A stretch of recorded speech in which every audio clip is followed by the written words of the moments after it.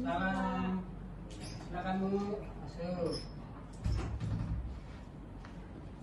Silakan Bu, mau sini boleh, sini boleh. Sini aja Pak. Nah, gimana Bu kabarnya Bu? Alhamdulillah baik Pak. Ibu, udah apa, tadi di sekolah? Iya, Kemana-mana? udah selesai ngajarnya Pak. Oh, selesai. Iya Pak. Gimana Bu?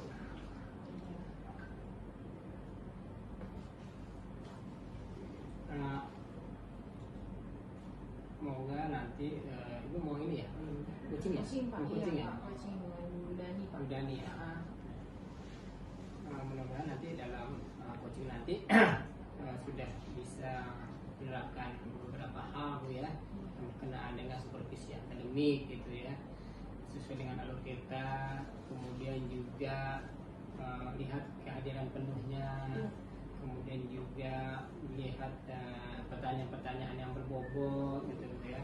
Selain itu juga Ibu juga mendengarkan secara aktif gitu ya. Soalnya intinya sesuai dengan alur filter gitu ya. iya, nanti akan saya laksanakan Pak insya Allah. Baik Bu, terima kasih ya. Terima kasih Pak. Sama-sama Bu ya. Assalamualaikum. Bu Dani gimana, sehat? Alhamdulillah Bu, sehat. Semoga Bu Nur sehat juga. Alhamdulillah sehat. Oh ya Bu Dani, sesuai dengan rencana hari ini kita kegiatan coaching ya Bu ya. Jadi minta tolong Ibu disampaikan permasalahan-permasalahan Ibu yang Ibu hadapi. Silakan Bu, tujuan dulu ya Bu ya, sampaikan tujuannya. Baik, tujuan saya menyampaikan permasalahan saya ini yang pertama adalah saya menemukan satu dari murid saya yang kebetulan adalah wali kelas saya mendapat laporan bahwa anak ini ketika pelajaran IPS sering tidur Bu di kelas. Di kelas itu sering tidur. Saya juga mendapatkan laporan selain dari guru yang bersangkutan, saya juga mendapatkan laporan dari rekan-rekan dan juga dari murid-murid saya. Kenapa si Andi ini sering tidur di kelas? Seperti itu Bu. Dan saya ingin bagaimana cara mencari solusinya untuk permasalahan ini. Anak ini udah sekali dua kali ya Bu ya, seperti itu ya. Jadi tidur seperti itu gitu ya, tidur pada saat pelajaran. Dan kemudian itu wali kelasnya Ibu ya. Oke, kelas berapa Bu? Ini di kelas 7 deh Bu. Oh Ibu kelas 7 D, yang kelas 7 D. Oke. Sejauh ini ke harapan Ibu, kondisi ideal yang Ibu harapkan untuk di kelas Ibu itu seperti apa sih Bu? Menyangkut anak-anak ini ya Bu. Ya, sebenarnya yang saya harapkan di dalam kelas saya ini kelas berjalan dengan kondusif Bu Nur, di mana anak-anak dapat menerima pembelajaran dengan baik, pembelajarannya berdiferensiasi dan bisa memenuhi kebutuhan murid seperti itu. Karena pada dasarnya terus terang saja ketika anak tidur di kelas, ya kita juga tidak bisa menyalahkan 100% dari anak tersebut. Dikarenakan memang kita juga harus saling melihat apa penyebabnya, kenapa anak tidak tertarik dengan pelajaran kita seperti itu. Dan selain itu saya juga akan bertanya kepada anak tersebut, ada apa, kenapa anak tersebut tidur di dalam pembelajaran seperti itu Bu, sehingga nanti kita akan mendapatkan solusinya dari permasalahan yang ada. Lalu Ibu apakah sudah bertanya kepada anak tersebut ada apa sebenarnya? Nah kebetulan kemarin jam istirahat tuh Bu, Iya. saya melihat si Andi ini datang ke kantor. Dia bilang, Bu, saya disuruh menghadap ke kantor. Ada apa Andi? Ya saya tadi pelajaran IPS saya tidur Bu, saya suruh menghadap Ibu. Oh baik, yuk kita ngobrol sebentar. Saya tariklah tuh anak untuk ngobrol, bicara empat mata. Saya coba tanyakan kenapa akhir-akhir ini kok kamu sering tidur di kelas. Jawaban tersebut bagaimana Bu? Nah jawabannya ya karena saya ngantuk Bu, seperti itu. Nah, saya dikejar lagi, saya bertanya lagi, kenapa ngantuk? Emang kamu apa yang kamu lakukan pada malam hari? Awalnya dia tidak mengaku Bu, dia bilang enggak Bu, nggak ada apa-apa. Dia bilang seperti itu, tapi saya tetap mencari jawabannya. Saya bertanya lagi, mencoba mencari informasi, mengajak anak tersebut untuk terbuka kepada saya. Saya bilang, ini masalah kamu, kita cari solusinya supaya kamu bisa terhindar dari masalah yang ada. Akhirnya dengan sedikit ragu, anak tersebut mengatakan bahwa memang akhir-akhir ini anak tersebut senang sekali untuk bermain games.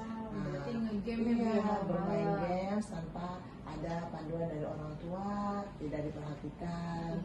Dan saya tanya lagi, kenapa kamu kok bermain game sampai larut malam?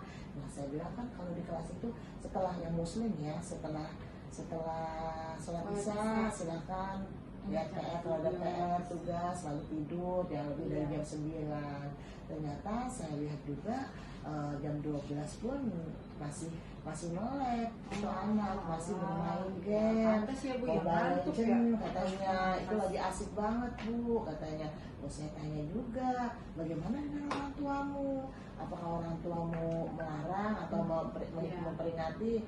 Enggak Bu, orang tua saya nggak tahu saya main karena saya tidur sendiri di kamar. Seperti itu jawabannya. Berarti orang tuanya nggak ngecek Permasalahannya itu Bu, jadi tidak ada kerjasama yang baik antara anak dan orang tua di dalam melihat anaknya, aktivitas yang dilakukan anaknya di rumah, sehingga ya akibatnya setelah main sampai larut malam, otomatis Bu, kalau untuk pagi hari ya anak tersebut ngantuk, tidak bisa semangat belajarnya, fokus, tidak termotivasi, dan sampai di sekolah baru jam keberapa sudah tidur. Seperti itu. Begitu ya Bu ya, berarti ya kendalanya. Lalu hambatannya dalam Ibu menghadapi permasalahan ini apa Bu? Ya, hambatan yang saya hadapi ya tentu saja jadi kelas tidak kondusif ya Bu ya. Ketika ada salah satu anak yang tidak semangat di dalam belajar, bahkan tertidur, bagaimana yang hadir saja terkadang kurang paham dengan pelajaran yang ada, apalagi ini tidak hadir, apalagi tidur, seperti itu. Dan tentu saja meresahkan buat teman-temannya juga. Dan memang saya mendapatkan laporan dari teman-temannya, Bu, tidur Bu, teman kita Bu ada satu Bu, karena katanya ngantuk main game mulu. Saya tanya juga, memang main games itu kamu sampai jam berapa? Sampai jam 1 malam, seperti itu hambatan yang pertama. Yang kedua, saya juga ada hambatannya ketika guru yang pelajaran IPS tadi itu, ketika tahu anak saya tidur itu kayaknya agak sedikit emosi. Maksud saya gini loh, ketika ada permasalahan, alangkah baiknya jika kita bicarakan baik-baik, mungkin dengan dikasih teguran atau diingatkan, atau kalaupun belum bisa menghadap ke saya, laporan ke saya, dan saya akan memanggil orang tuanya. Seperti itu Bu. Jadi ya mudah-mudahan sih hambatan-hambatan yang saya hadapi ini bisa tersolusikan dengan baik gitu. Lalu dalam permasalahan ini nih, kira-kira Ibu dari skala 1 sampai 10 berapa sih Bu? Di skala berapa Ibu sudah mampu menangani masalah tersebut? Kalau untuk skala ya Bu ya, untuk memotivasi siswa itu sendiri, saya sudah ya di angka 7, karena anak tersebut juga sudah semangat ya Bu ya untuk belajar. Namun karena ini saya takutnya nanti akan berulang kembali, saya meminta untuk anak tersebut nanti akan bisa komunikasi dengan orang tuanya Bu. Saya akan panggil orang tuanya itu agar apa? Agar paham apa yang terjadi dengan anaknya di sekolah. Karena ini hasil dari kejadian yang ada di rumah seperti itu. Jadi seperti itu skalanya. Lalu untuk skala anak tersebut sekarang sudah ada perbaikan sedikit, walaupun belum total, masih ya terkadang tidur, terkadang tidak. Kayaknya dia juga milih-milih Bu di dalam tidur. Ketika ada lengah, ya misalkan gurunya sedang mengoreksi atau apa, ya dia udah kalau udah ada kesempatan di situ. Seperti itu Bu. Jadi rencana Ibu ke depannya mau seperti apa Bu? Rencana ke depannya? Ya, rencana ke depannya ya dalam waktu dekat ini saya akan coba memanggil orang tuanya.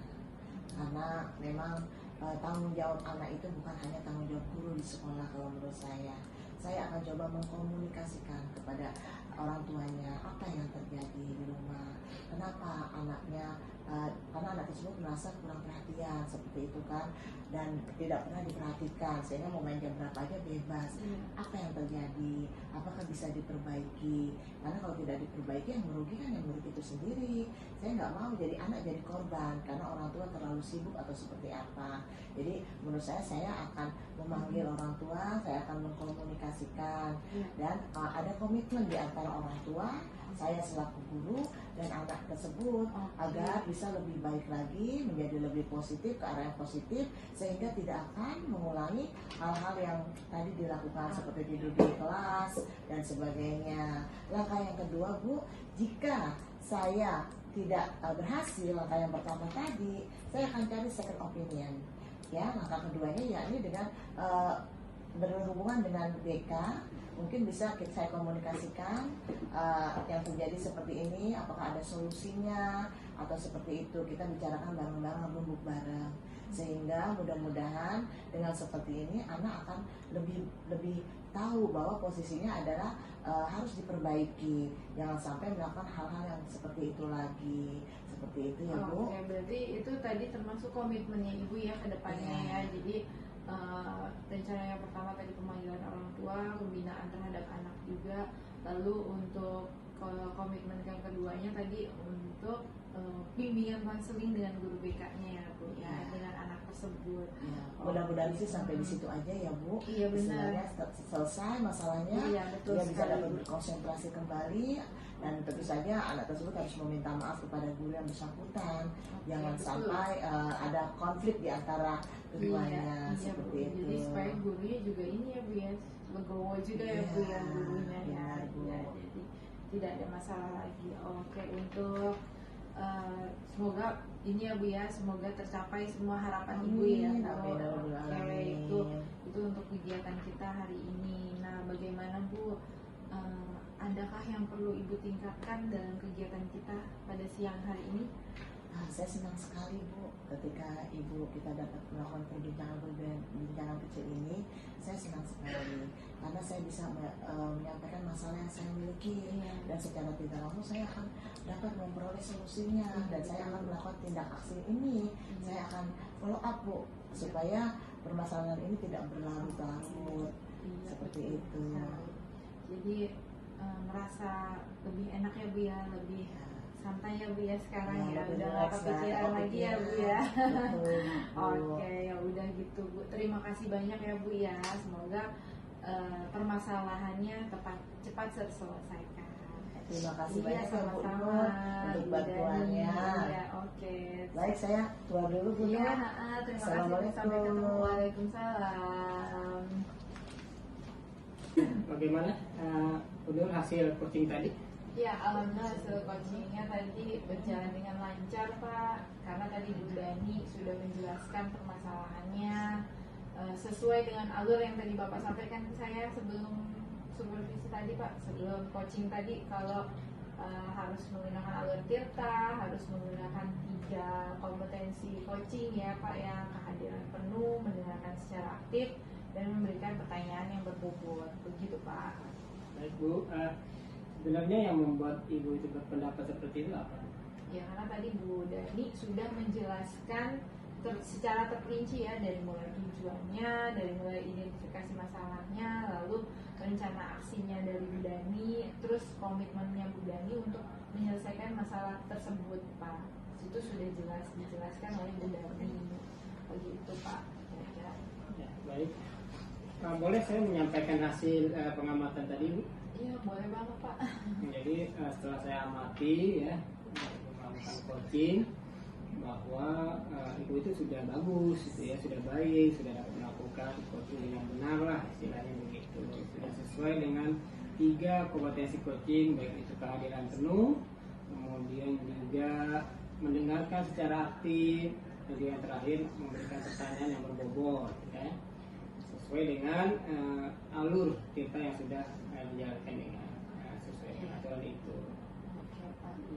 Bagaimana pendapat Ibu tuh Iya, hasil pengamatan saya itu? terima kasih banget Pak, sudah memberikan masukan kepada saya, sudah memperhatikan coaching kita tadi untuk ke depan perbaikannya ya Pak ya. Apa namanya? Bagaimana pendapat Ibu hasil pengamatan saya kan udah tuh ya. Kemudian rencana selanjutnya itu seperti apa Bu untuk yang akan datang aksinya? Ya itu tadi si Bu Dani merencanakan untuk pendekatan terhadap muridnya Pak. Jadi Bu Dani belum mau melibatkan guru BK-nya gitu. Iya. Begitu Pak kira-kira rencananya Bu Dani. Baik, terima kasih Bu ya. Iya. Hasil coachingnya bagus. Kemudian bisa diterapkan untuk yang akan datang. Oke, terima kasih banyak ya Pak. Saya permisi dulu ya Pak ya. Terima kasih. Assalamualaikum.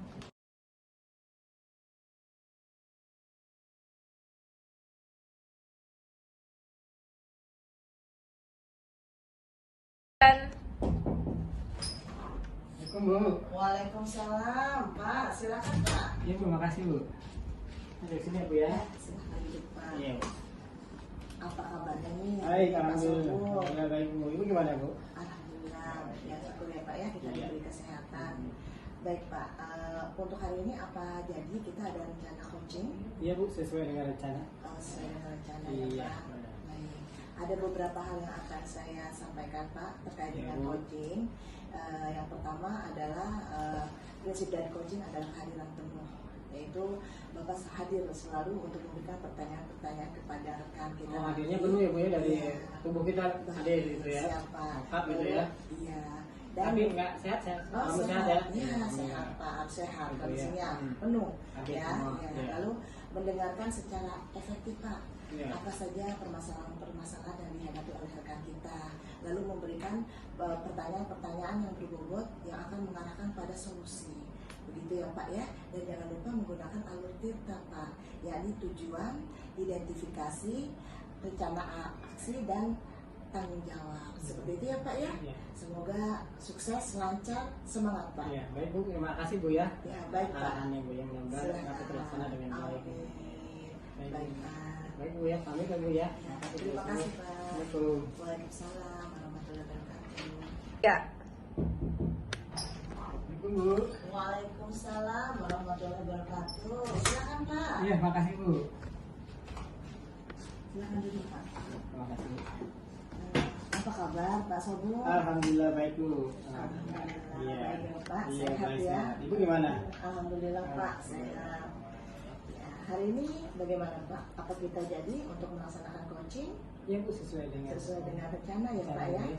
Baik Pak, ada beberapa hal yang akan saya sampaikan sebelum Bapak melakukan coaching. Yang pertama adalah Bapak harus memiliki Bapak harus memiliki sih jelas banget ya.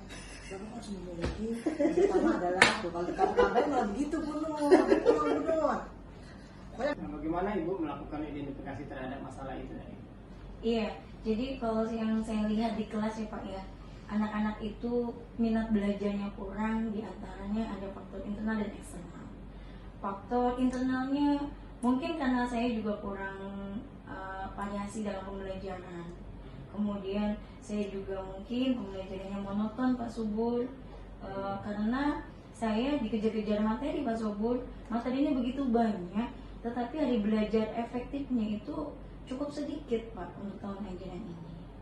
Dan untuk faktor eksternalnya itu orang tua murid sepertinya kurang mendukung tentang aktivitas belajar siswa.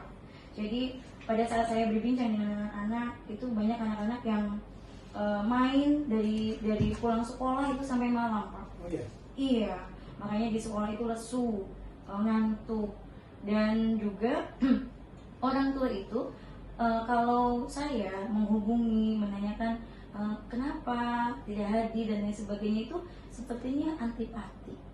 Kesadaran akan pendidikan dan belajar itu penting untuk orang tua itu sepertinya sangat kurang. Seperti itu Pak. Sejauh mana Ibu bisa mengetahui orang tua itu masih kurang? Iya, kesadarannya kalau di skala kok kebalik sih? Iya, sejauh mana ya orang tua itu kesadarannya kurang?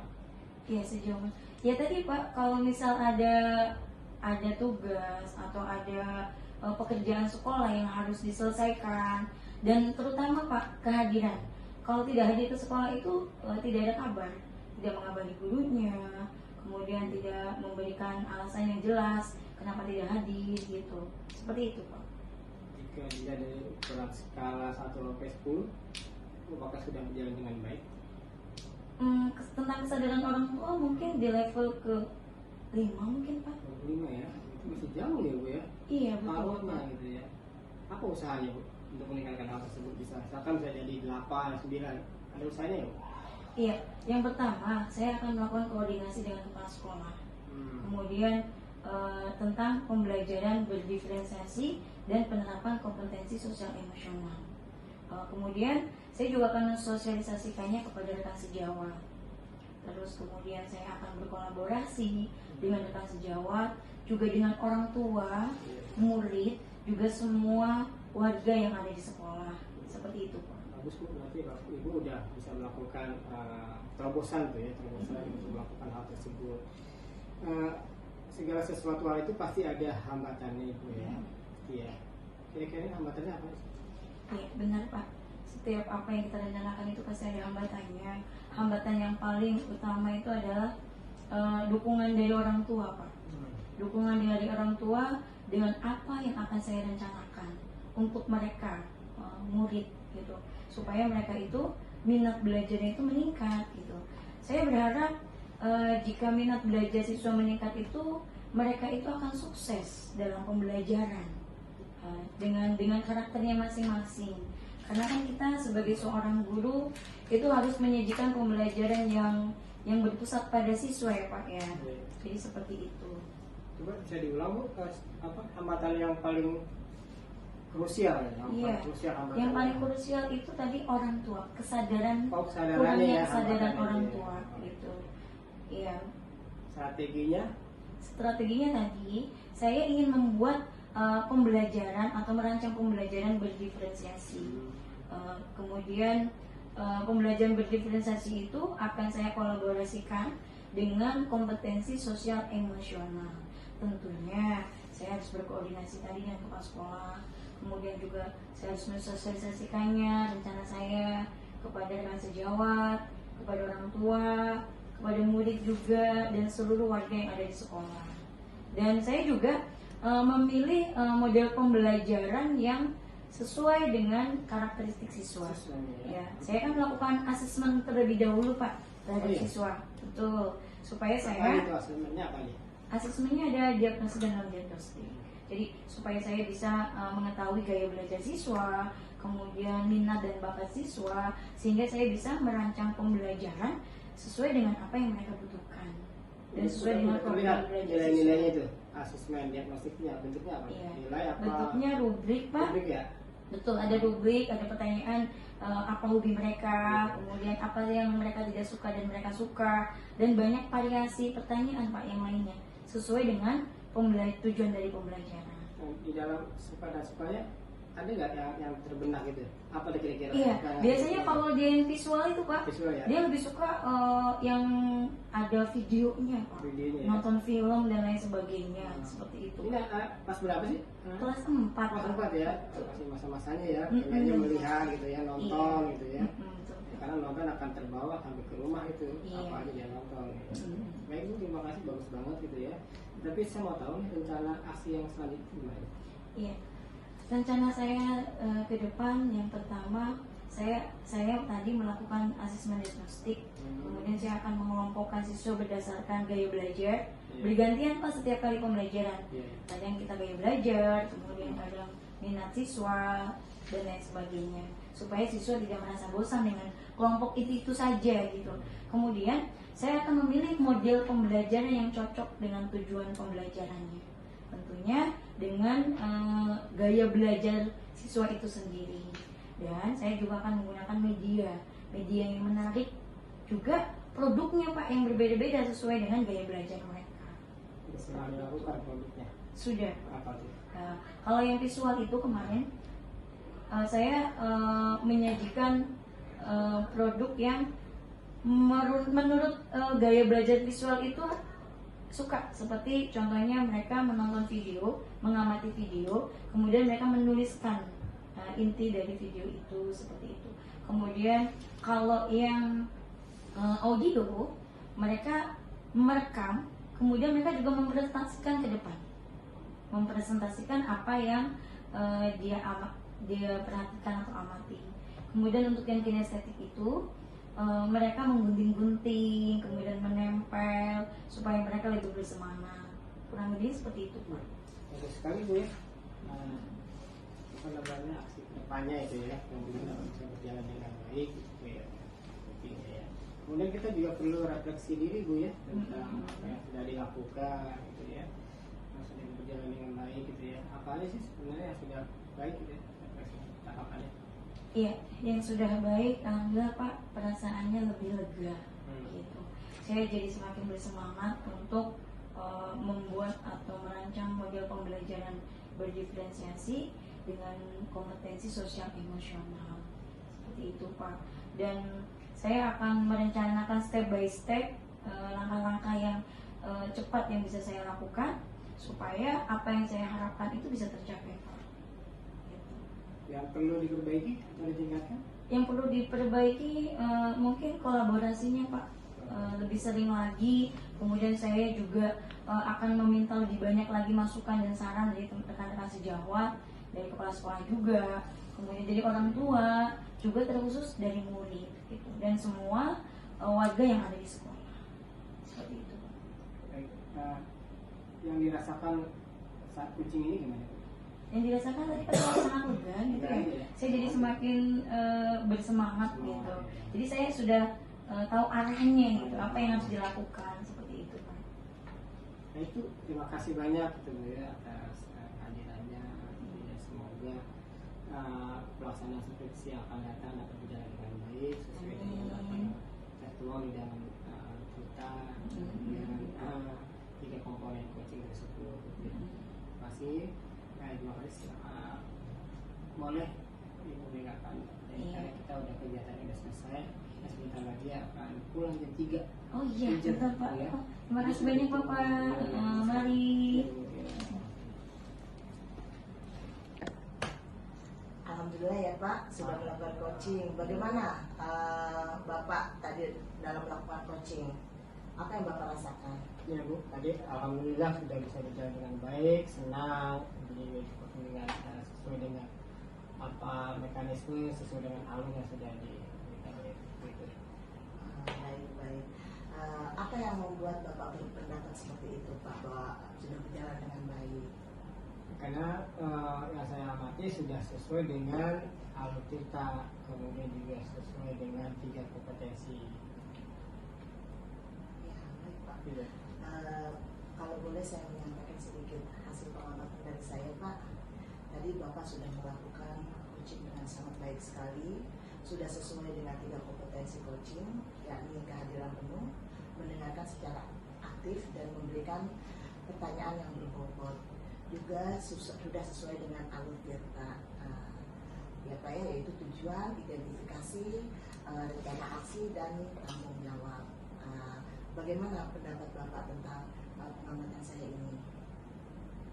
Alhamdulillah saya terima masukan-masukan dari Ibu sesuai dengan arahan dan jelas untuk kebaikan saya sendiri untuk kemudian coaching yang akan datang.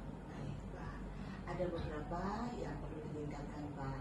Yang pertama di dalam rencana aksi, mungkin di sini Bapak bisa lebih menggali pertanyaan-pertanyaan agar tadi Bu Siti bisa memberikan jawaban-jawaban yang lebih spesifik untuk perencanaannya, seperti waktunya, alurnya bagaimana, siapa saja yang dapat mendukung di dalam perencanaan itu. Begitu ya Pak ya? Ya Bu. Baik, terima kasih Pak, kita akhiri. Terima kasih atas kehadirannya. Semoga Bapak lebih baik lagi di dalam melakukan coaching. Terima kasih Pak. Sama-sama Bu, terima kasih, sehat selalu Bu. Ya, salam sehat Ya, Pak. Assalamualaikum. Waalaikumsalam.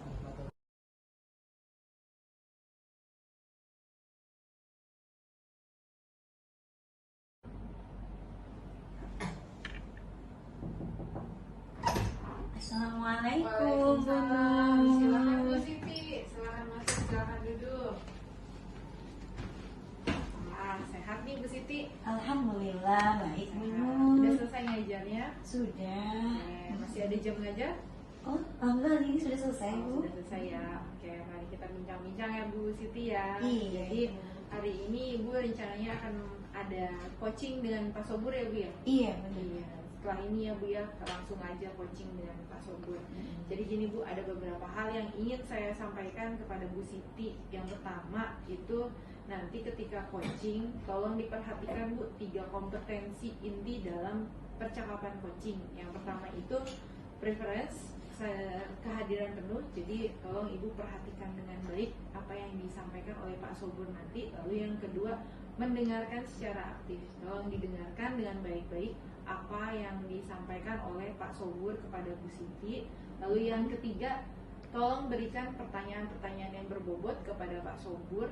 Jadi pertanyaan yang bermakna ya Bu ya, itu yang perlu digarisbawahi. Lalu tolong diamati juga nanti Pak Sobur menyampaikan permasalahannya sudah sesuai atau belum dengan alur tirtanya. Ya, alur tirta itu kan ada tujuannya, identifikasi masalah. Lalu yang ketiga ada rencana aksinya dari Pak Sobur. Lalu komitmennya Pak Sobur itu seperti apa. Jadi tolong semua itu diperhatikan. Jadi itu dari saya. Semoga nanti percakapan coachingnya berjalan dengan lancar sesuai dengan yang kita harapkan. Baik, Bu. Iya. Terima kasih untuk masukannya. Sama-sama Bu. Silakan.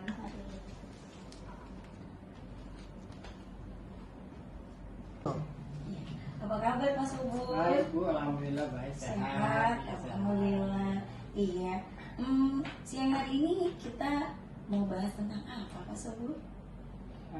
Kebetulan saya tadi habis ngajar Bu ya. Kemudian saya ada sesuatu hal yang harus saya sampaikan Bu gitu ya. Karena kalau saya tidak sampaikan itu pasti mengganggu di hati, istilahnya begitu. Begini Bu ya, kemarin saya tuh disupervisi gitu ya. Padahal supervisi itu kan sebenarnya udah tiap tahun ya, sudah terprogram, gitu ya. Kita udah melaksanakan dengan sebaik-baiknya begitu ya. Kebetulan jadwal saya itu supervisi di hari-hari penuh full gitu ya, sehingga saya mau ngajar itu melihat kelas-kelas yang lain dulu gitu ya, sehingga agak tergesa-gesa gitu ya. Langsung saja saya pada saat di supervisi itu saya bawa laptop aja, bawa laptop sama perangkatnya lah ya. Saya tidak menggunakan buku gitu. Kemudian pada saat itu saya mendapatkan peringatan, diingatkan sama supervisinya bahwa mana Pak, kok nggak ada bukunya? Buku pegangan itu mana? Bapak kemana? Bapak kok renggang aja bawa laptop doang, begitu permasalahannya. Jadi saya permasalahannya itu aja tidak bawa buku teks, buku pegangan gitu. Itu menurut gimana itu? Jadi supervisornya menanyakan buku sumber gitu ya Pak? Iya, benar. Oh, seperti itu. Iya. Terus sejauh ini, maaf Pak, sejauh ini idealnya kalau akan melakukan supervisi itu apa sih yang Bapak harapkan? Jadi kan kita kan melakukan supervisi ya, menjalankan melakukan supervisi oleh kepala sekolah gitu ya. Saya bahwa kita memberikan yang terbaik kepada murid gitu ya. Pada murid, kemudian murid itu nyaman, bisa menerima pelajaran dengan baik, kemudian mendapatkan ilmu dari berbagai sumber gitu ya. Nah, saya melakukan hal ini, metode ini tidak hanya dalam satu sumber gitu ya. Yang namanya sekarang apalagi kurikulum merdeka, kita tidak boleh hanya terpaku pada satu sumber gitu ya. Iya, betul Pak. Ada berbagai macam sumber yang kita dapat untuk kita berikan kepada siswa-siswa kita, murid-murid kita gitu ya. Di samping buku teks ada lagi yang lainnya, seperti kita bisa di ensiklopedia. Ensiklopedia kan adanya di Google kan ya. Kita kan membuka itu udah luas banget gitu ya. Apalagi sekarang banyak penerbit, banyak yang penulis-penulis buku, dia langsung memberikan soft copy-nya aja, PDF-nya gitu ya kepada guru-guru, sehingga kita tinggal download aja, kita simpan ke laptop ya. atau di Google Drive atau yang lainnya, sehingga anak-anak itu nanti tinggal buka portofolio kita aja, ada materi di situ. Tapi ya itu tadi, kita harus bawa buku gitu. Seperti itu. Jadi idealnya menurut Pak Subuh itu dengan menggunakan berbagai macam sumber itu udah cukup Udah ya Pak cukup, ya. iya. Betul. Karena saya sendiri juga kan di laptop udah masukin dalam folder. Di folder itu udah lengkap, mulai dari administrasi pembelajaran, kemudian ada RPP atau modul, ada program tahunan, kemudian ada sumber-sumber buku yang lainnya kita masukkan dalam folder itu, kemudian juga daftar hadir termasuk daftar nilai udah kita masukkan, sehingga kita nggak usah pusing-pusing lagi bawa kertas-kertas gitu. Sekali, Pak. Oh, kalau gitu, menurut Bapak dari yang sudah berjalan dengan baik di sekolah, dari skala 1 sampai 10, kira-kira sudah di level yang keberapa sih Bapak? 1 sampai 10 kira-kira udah 9 gitu.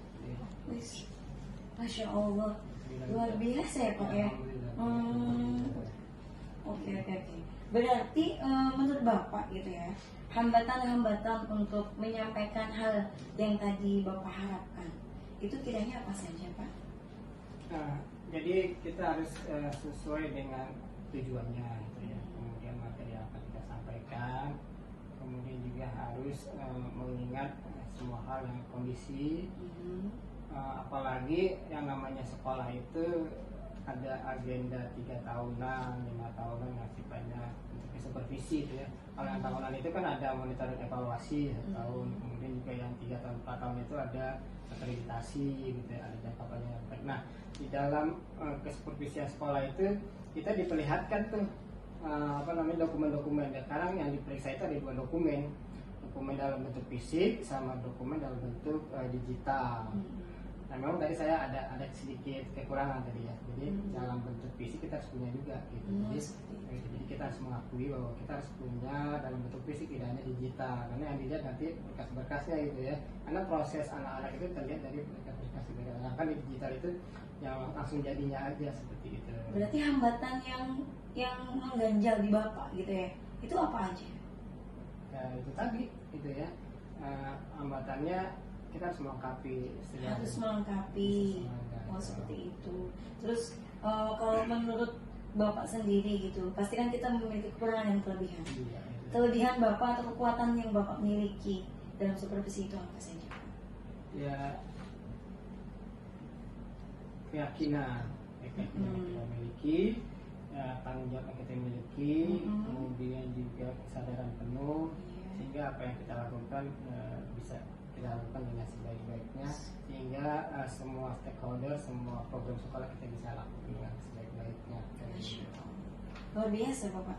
Terus ke depan rencana aksi atau strategi yang ingin Bapak lakukan itu seperti apa? Itu tadi hasil dari masukan-masukan dari saya, bahwa saya tuh harus bisa melengkapi 2 tadi ya, dalam bentuk fisik, dalam bentuk digital gitu ya. Memang kita harus mengikuti perkembangan zaman sesuai dengan era digital, tapi kita tidak boleh melupakan hal-hal yang sifatnya sudah budaya dan tidak tertinggal juga dari era digital, sehingga kelengkapan dalam bentuk fisik kita juga perlu siapkan juga untuk hal tersebut begitu. Oke. Menurut Bapak, ukuran keberhasilan dalam menerapkan harapan yang ideal itu seperti apa? Yang idealnya itu dapat terwujud dengan sebaik-baiknya, dapat terlaksana dengan sebaik-baiknya, walaupun ada kekurangan di sana sini, sehingga menjadi evaluasi untuk yang akan datang. Iya. Berikutnya nih Pak, Bapak sudah bagus sekali dalam melakukan supervisi. Terus kira-kira gitu, apa yang butuh diperbaiki dan ditingkatkan dalam mewujudkan harapan Bapak?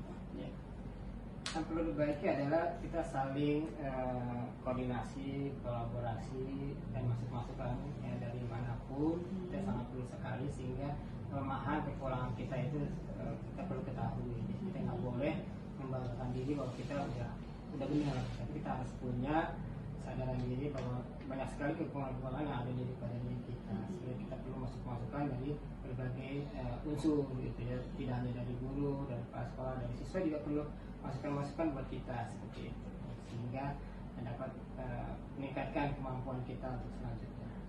Jadi harus menerima saran, Iya. masukan dari semua Pasti, pihak ya Pak ya iya. dalam pembelajaran. Oke, baiklah. Semua yang tadi sudah dibahas oleh Pak Sobur itu bagus sekali. Gitu. Dalam waktu dekat, kira-kira apa yang mungkin dilakukan oleh Pak Sobur gitu untuk mewujudkan harapan yang ideal tadi tentang supervisi? Baik, tentang supervisi tadi perlu saya tingkatkan, kita harus melakukan sesuatu harus penuh dengan perencanaan yang matang. Perencanaan matang, kemudian kita harus melakukan koordinasi kepada semua pihak, kemudian kita harus melengkapi hal-hal yang sifatnya akan disupervisi, baik kelengkapan digital maupun kelengkapan fisik, sehingga nanti akan di mata supervisi bagus. Oh seperti itu Bapak. Terus untuk mewujudkan komitmen Bapak gitu supaya terwujud, kira-kira dukungan atau harapan apa yang Bapak ingin dapatkan gitu di sekolah? Komitmen kita memang harus benar-benar sesuai dengan di awal gitu, harus bisa memajukan program tersebut. Kita perlu dukungan dari berbagai pihak ya, stakeholder, dari manajemen, kemudian juga dari kepala sekolah, dari teman sejawat, mahasiswa juga gitu. Itu dukungannya itu ya. Berarti semuanya harus berkontribusi ya Pak ya. Kontribusi benar-benar. Diharapkan mendukung Bapak Iya. dalam menerapkan supervisi yang Supervisi, ideal. iya. Oh seperti itu. Ya Pak, kita sudah bahas panjang lebar ya Pak ya. Iya. Ngalor ngidul ya Pak ya. Benar-benar. Tapi Kira-kira nggak apa-apa. bagaimana ini perasaannya sekarang? Perasaannya apa ya, banyak sekali sih sebenarnya. Bisa senang, kagum, dan yang jelas adalah terima kasih atas masukannya gitu. Masukan tersebut senang banget istilahnya ada seperti ini gitu. Kegiatan supervisi kita kan sudah berjalan Pak. Kira-kira apa sih yang perlu dipertingkatkan? Yang perlu ditingkatkan itu nanti yang pertama adalah koordinasi dulu. Koordinasi, kemudian juga persiapan administrasinya apa saja yang dipersiapkan, kemudian lupa adalah refleksinya apa yang kita lakukan, kedepannya apa. Iya, berarti semua hal itu harus dilakukan dengan baik ya Pak ya, Iya. supaya supervisi itu berjalan. Oh, Masya Allah Pak, semangat untuk kegiatan Bapak. Terima kasih. Semoga supervisinya berjalan dengan baik dan sesuai dengan yang Bapak harapkan. Terima kasih Iya. banyak, Bu, ya. Iya, nanti kita lanjut lagi Pak ngobrolnya ya Pak ya, untuk mengetahui progres selanjutnya. Iya, semangat Pak. Makasih Bu ya, sama-sama ya. Iya, mari.